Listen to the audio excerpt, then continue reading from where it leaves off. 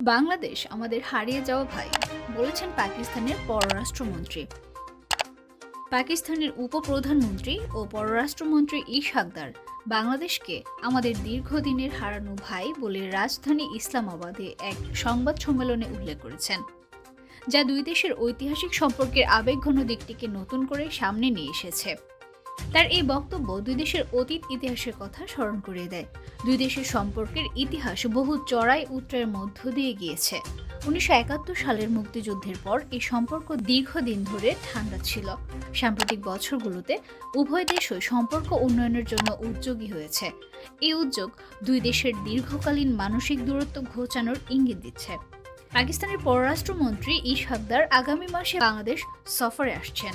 পাকিস্তান সরকারের পক্ষ থেকে জানানো হয়েছে যে এই সফরের মূল উদ্দেশ্য হবে দ্বিপাক্ষিক বাণিজ্যিক সম্পর্ক বাড়ানো, শিক্ষা ও সংস্কৃতির ক্ষেত্রে সহযোগিতা শক্তিশালী করা এবং আঞ্চলিক শান্তি প্রতিষ্ঠায় একত্রে কাজ করার বিষয়ে আলোচনা।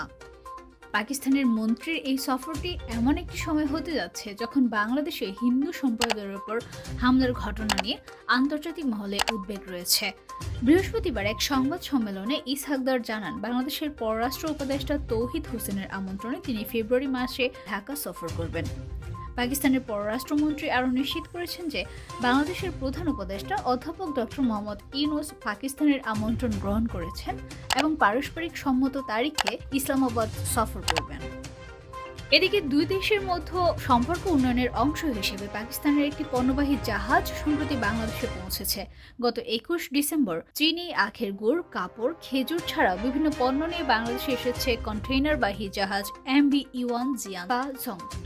এসব পণ্যের 86% পাকিস্তান থেকে এসেছে বলে জানা গিয়েছে। বিশেষজ্ঞদের মতে এটি পাকিস্তানের সঙ্গে সরাসরি বাণিজ্যিক যোগাযোগ পুনঃপ্রতিষ্ঠার একটি বড় পদক্ষেপ।